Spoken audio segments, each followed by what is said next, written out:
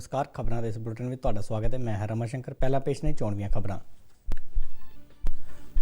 प्रधानमंत्री नरेंद्र मोदी ने video conferencing राही देश की पहली बिना ड्राइवर चलण वाली मैट्रो नूं हरी झंडी दिखा के रवाना किया। कहा कि केंद्र की 2025 तक 25 शहरों में मैट्रो शुरू करने की योजना है।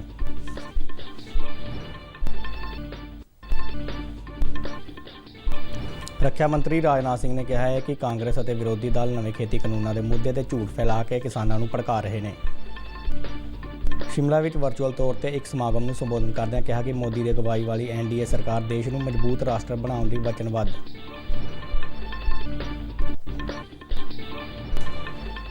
विदेश मंत्री S जयशंकर ने कतर के कारोबारी आगुओं को भारत में सरमाएकारी करने का सद्दा दिता। अपनी 2 दिना कतर यात्रा दौरान उन्होंने उत्थों के उप प्रधानमंत्री और विदेश मंत्री नाल दुवल्ले संबंधों को मजबूत करने ते विस्तारित चर्चा की।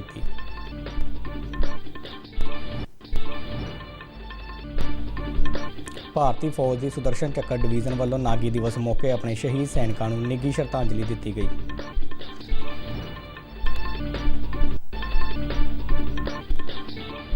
आल इंडिया तकनीकी सिक्ख्या परिषद के चेयरमैन सहस्त्र बुद्धे ने कहा है कि नवी सिक्ख्या नीति देश को नवीं बुलंदियां ते ले जाएगी। जलंधर स्थित BR Ambedkar national institute of technology में डिग्री वंड समागम दौरान 820 विद्यार्थियों को डिग्रियां प्रदान कीतियां।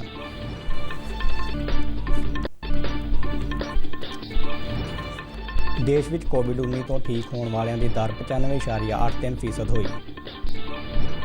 मौत दर में भी गिरावट का रुझान जारी।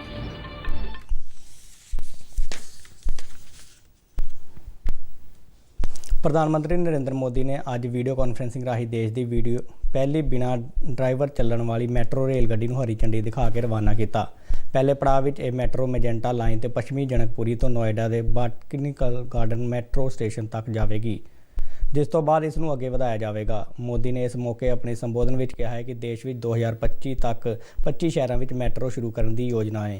उन्होंने कहा कि 2014 तो पहला देश के सिर्फ 5 शहरों में ही मैट्रो रेल सेवा सी, जो कि इस वेले 18 शहरों में है। उन्होंने कहा कि अजिहियां तब्दीलियां आम लोगों के जीवन में ईज़ ऑफ लिविंग प्रोग्राम कारण वड्डे बदलाव का संकेत ने। उन्होंने कहा कि इन्हां नाल शहरी विकास को हुलारा मिलेगा। उन्होंने कहा कि पहला देश में मैट्रो को लैके कोई नीति नहीं सी, पर असी इस लैके तेज़ी नाल काम किया और शहरों के हिसाब नाल इस अगे वधाया।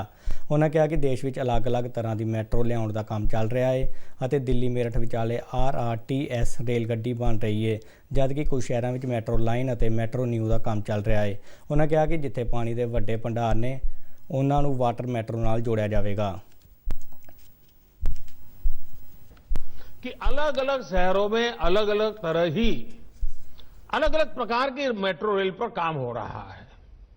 मैं आपको कुछ उदाहरण देता हूं। RRTS यानी रीजनल रैपिड ट्रांजिट सिस्टम, इसी तरह है वाटर मेट्रो। ये भी आउट ऑफ द बॉक्स सोच का उदाहरण है। जिन शहरों में बड़ी वाटर बॉडी हैं, वहां के लिए अब वाटर मेट्रो पर काम किया जा रहा है। प्रधानमंत्री ने कहा कि मोबिलिटी कार्ड भी लोगों का समा बचाने का काम करेगा तो लोगों को फायदा होगा। उन्होंने कहा कि 1 nation 1 FASTag, 1 nation 1 tax, 1 nation 1 power grid, 1 nation 1 gas grid, 1 nation 1 insurance scheme, 1 nation 1 ration card, 1 nation 1 खेती मार्केट की दिशा में देश तेजी नाल अगे वध रहा है। रक्षा मंत्री राजनाथ सिंह ने कहा है कि कोई भी व्यक्ति किसानों तो उन्होंने जमीन नहीं खो सकता। भारतीय जनता पार्टी की अगवाई वाली हिमाचल प्रदेश की सरकार के 3 वरे पूरे होने मौके वर्चुअल तौर पर शिमला में एक समागम को संबोधन करदਿਆਂ उन्होंने कहा कि केंद्र सरकार का घट्टो घट्ट समर्थन मूल से फसलां खरीदण का इरादा ना तो कदे पहला सी अते ना ही हुणे। उन्होंने कहा कि देश में चल रही मंडी व्यवस्था भी पहला वांग ही चलती रहेगी, इसलिए किसानों को नवे खेती कानूनों तो घबराने की लोड़ नहीं है। उन्होंने कहा कि कांग्रेस और विरोधी दल झूठ फैला के किसानों को भड़का रहे हैं, जबकि सुधारों के नतीजे आने में कुछ समा लगता है। उन्होंने कहा कि प्रधानमंत्री नरेंद्र मोदी की अगवाई वाली NDA सरकार देश को मजबूत राष्ट्र बनाना चाहती है और अजिहा किसानों के सहयोग तो बिना संभव नहीं है। उन्होंने कहा कि खेती कानूनों में अजिहा कुछ भी नहीं है जो किसानों के हित में ना हो। हमारी सरकार ने साथियों बहुत सोच समझ के और सभी स्टेक होल्डर्स को विश्वास में लेकर नए कृषि कानून बनाए। मैं किसान भाइयों से अपील करता हूं कि कम से कम 1.5-2 साल इन कृषि सुधारों के असर को देख लीजिए। यदि इसके बाद किसानों को लगता है कि कृषि कानून किसानों के हित में नहीं है, तो सरकार इन कानूनों के बारे में पुनः आपके साथ चर्चा करके किसान कल्याण के जो आवश्यक होगा वह करेगी। ਨਵੇਂ ਖੇਤੀ ਕਾਨੂੰਨਾਂ ਨੂੰ ਵਾਪਸ ਲੈਣ ਲਈ ਅੰਦੋਲਨ ਕਰ ਰਹੀਆਂ ਕਿਸਾਨ ਜਥੇਬੰਦੀਆਂ ਨੇ ਕੇਂਦਰ ਨਾਲ ਅਗਲੇ ਗੇੜ ਦੀ ਗੱਲਬਾਤ ਕਰਨ ਦਾ ਫੈਸਲਾ ਕੀਤਾ ਹੈ। ਸਾਂਝੇ ਕਿਸਾਨ ਮੋਰਚੇ ਦੇ ਇੱਕ ਬੁਲਾਰੇ ਨੇ ਸਿੰਘੂ ਬਾਰਡਰ ਤੇ ਪੱਤਰਕਾਰਾਂ ਨੂੰ ਦੱਸਿਆ ਕਿ ਕਿਸਾਨ ਜਥੇਬੰਦੀਆਂ ਨੇ ਸਰਕਾਰ ਨੂੰ ਭਲਕੇ ਸਵੇਰੇ 11 ਵਜੇ ਅਗਲੇ ਦੌਰ ਦੀ ਗੱਲਬਾਤ ਕਰਨ ਲਈ ਤਜਵੀਜ਼ ਭੇਜੀ ਹੈ। ਉਹਨਾਂ ਕਿਹਾ ਕਿ ਖੇਤੀ ਕਾਨੂੰਨਾਂ ਵਿਰੁੱਧ ਪ੍ਰਦਰਸ਼ਨ ਕਰ ਰਹੀਆਂ ਸਾਰੀਆਂ ਹੀ ਕਿਸਾਨ ਜਥੇਬੰਦੀਆਂ ਦੇ ਨੁਮਾਇੰਦਿਆਂ ਨਾਲ ਸਲਾਹ ਮਸ਼ਵਰਾ ਕਰਨ ਤੋਂ ਬਾਅਦ ਇਹ ਤਜਵੀਜ਼ ਭੇਜੀ ਗਈ ਹੈ।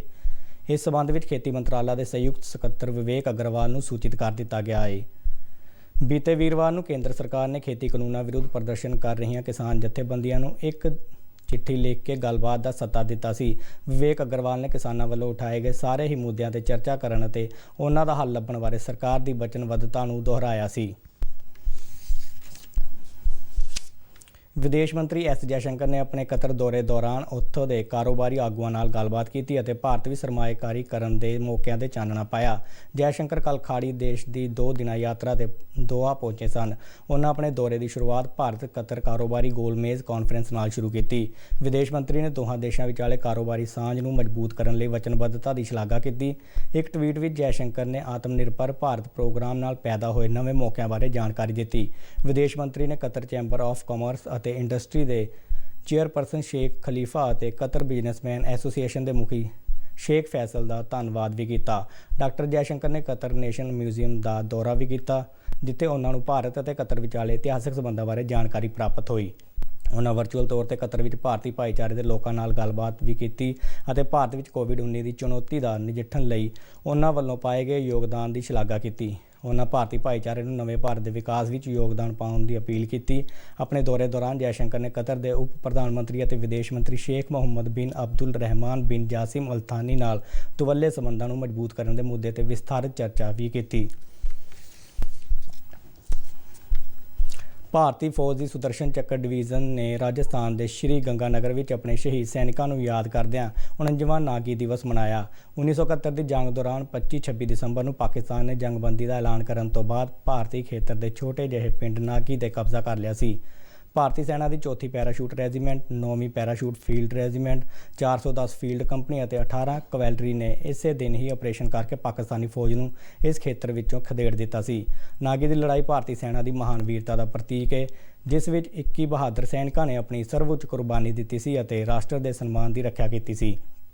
ਇਹਨਾਂ ਵੀਰ ਸੈਨਿਕਾਂ ਨੂੰ ਸ਼ਰਧਾਂਜਲੀ ਦੇਣ ਲਈ ਇੱਕ ਵਿਸ਼ੇਸ਼ ਸ਼ਾਮ ਦਾ ਆਯੋਜਨ ਵੀ ਕੀਤਾ ਗਿਆ, ਜਿਸ ਵਿੱਚ ਪ੍ਰਕਾਸ਼ ਅਤੇ ਰੋਸ਼ਨੀ ਪ੍ਰੋਗਰਾਮ ਰਾਹੀਂ ਲੜਾਈ ਦੇ ਦ੍ਰਿਸ਼ ਅਤੇ ਪਾਈਪ ਬੈਂਡ ਤੋਂ ਇਲਾਵਾ ਸਿੱਖ ਸੈਨਿਕਾਂ ਵੱਲੋਂ ਗੱਤਕੇ ਦੀ ਰਵਾਇਤੀ ਮਾਰਸ਼ਲ ਕਲਾ ਦਾ ਪ੍ਰਦਰਸ਼ਨ ਅਤੇ ਗੋਰਖਾ ਸੈਨਿਕਾਂ ਵੱਲੋਂ ਖੁਕਰੀ ਨ੍ਰਿਤ ਵਰਗੇ ਸੱਭਿਆਚਾਰਕ ਪ੍ਰੋਗਰਾਮ ਪੇਸ਼ ਕੀਤੇ ਗਏ। ਪ੍ਰੋਗਰਾਮ ਵਿੱਚ ਵੀਰ ਨਾਰੀਆਂ, ਸ਼ਹਿਰ ਦੀਆਂ ਮੰਨੀਆਂ ਪ੍ਰਮੰਨੀਆਂ ਸ਼ਖਸੀਅਤਾਂ ਅਤੇ ਸੈਨਿਕ ਜਵਾਨਾਂ ਦੇ ਪਰਿਵਾਰਾਂ ਨੇ ਵੀ ਹਿੱਸਾ ਲਿਆ। ਪ੍ਰੋਗਰਾਮ ਵਿੱਚ ਮੌਜੂਦ ਸੈਨਿਕਾਂ ਅਤੇ ਵੀਰ ਨਾਰੀਆਂ ਨੂੰ ਸਨਮਾਨਿਤ ਵੀ ਕੀਤਾ ਗਿਆ। ਨਾਗੀ ਜੰਗੀ ਯਾਦਗਾਰ ਪਵਿੱਤਰ ਰੇਤ ਦੇ ਟੀਲਿਆਂ ਤੇ ਖੜੀ ਹੈ, ਜਿੱਥੇ ਸਾਡੇ 21 ਸੈਨਿਕਾਂ ਨੇ ਦੇਸ਼ ਦੀ ਏਕਤਾ ਅਤੇ ਅਖੰਡਤਾ ਲਈ ਆਪਣੀਆਂ ਜਾਨਾਂ ਵਾਰ ਦਿੱਤੀਆਂ ਸਨ। ਸੁਦਰਸ਼ਨ ਚੱਕਰ ਡਿਵੀਜ਼ਨ ਦੇ GOC major general Davinder Sharma ਨੇ ਸਮਾਗਮ ਨੂੰ ਸੰਬੋਧਨ ਕਰਦਿਆਂ ਨਾਗੀ ਦੇ ਲੋਕਾਂ ਵੱਲੋਂ ਸ਼ਹੀਦਾਂ ਨੂੰ ਸਨਮਾਨਿਤ ਕਰਨ ਲਈ ਕੀਤੇ ਗਏ ਯਤਨਾਂ ਦੀ ਸ਼ਲਾਘਾ ਕੀਤੀ। All India technical education council ਦੇ ਚੇਅਰਮੈਨ ਪ੍ਰੋਫੈਸਰ ਅਨਿਲ ਦੱਤਾਰੇ ਸਹਿਸਤਰਾਬੁੱਧੇ ਨੇ ਕਿਹਾ ਹੈ ਕਿ ਸਿੱਖਿਆ ਰਾਸ਼ਟਰ ਦੇ ਵਿਕਾਸ ਅਤੇ ਪੁਨਰ ਨਿਰਮਾਣ ਦਾ ਆਧਾਰ ਹੈ। ਕੱਲ੍ਹ ਜਲੰਧਰ ਵਿਖੇ doctor BR Ambedkar national institute of technology ਦੇ 16ਵੇਂ ਕਨਵੋਕੇਸ਼ਨ ਸਮਾਗਮ ਨੂੰ ਸੰਬੋਧਨ ਕਰਦਿਆਂ ਉਹਨਾਂ ਟੈਕਨੀਕਲ ਕੋਰਸਾਂ ਵਿੱਚ ਡਿਗਰੀਆਂ ਹਾਸਲ ਕਰਨ ਵਾਲੇ ਵਿਦਿਆਰਥੀਆਂ ਨੂੰ ਵਧਾਈ ਦਿੱਤੀ ਅਤੇ ਕਿਹਾ ਕਿ ਇਹ ਸਿੱਖਿਆ ਹੀ ਹੈ ਜਿਸ ਦੇ ਨਾਲ ਵਿਗਿਆਨਕ ਪ੍ਰਗਤੀ ਰਾਹੀਂ ਆਰਥਿਕ ਵਿਕਾਸ ਹਾਸਲ ਕੀਤਾ ਜਾ ਸਕਦਾ ਹੈ।